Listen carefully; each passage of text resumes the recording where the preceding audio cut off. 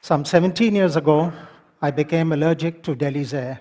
My doctors told me that my lung capacity had gone down to 70%, and it was killing me. With the help of IIT, TERI, and learnings from NASA, we discovered that there are 3 basic green plants, common green plants, with which we can grow all the fresh air we need indoors to keep us healthy.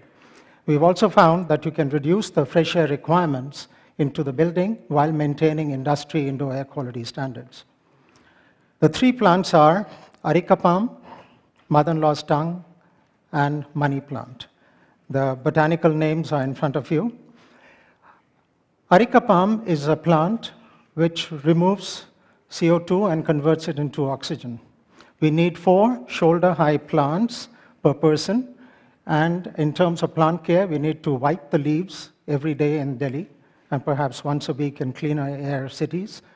We have to grow them in vermi manure, which is sterile, or hydroponics, and take them outdoors every 3 to 4 months. The second plant is mother-in-law's tongue, which is again a very common plant, and we call it a bedroom plant because it converts CO2 into oxygen at night. And we need 6 to 8 waist-high plants per person. The third plant is money plant, and this is again a very common plant, preferably grows in hydroponics. And this particular plant removes formaldehydes and other volatile chemicals. With these 3 plants, you can grow all the fresh air you need. In fact, you could be in a bottle with a cap on top, and you would not die at all, and you would not need any fresh air.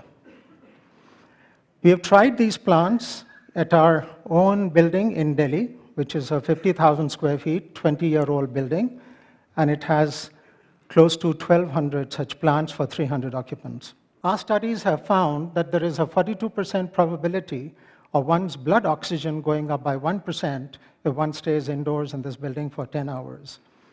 The government of India has discovered or published a study to show that this is the healthiest building in New Delhi. And the studies show that there is compared to other buildings, there is a reduced incidence of eye irritation by 52%, respiratory systems by 34%, headaches by 24%, lung impairment by 12%, and asthma by 9%. And this study has been published on September 8, 2008, and it's available on the Government of India website.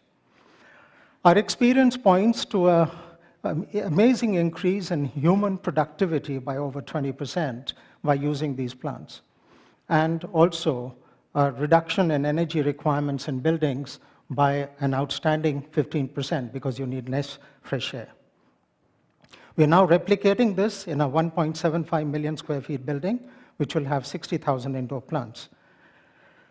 Why is this important? It is also important for environment because the world's energy requirements are expected to grow by 30% in the next decade.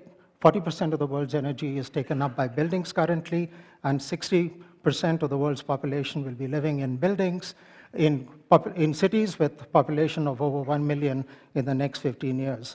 And there is a growing preference for living and working in air-conditioned spaces. Be the change you want to see in the world, said Mahatma Gandhi, and thank you for listening.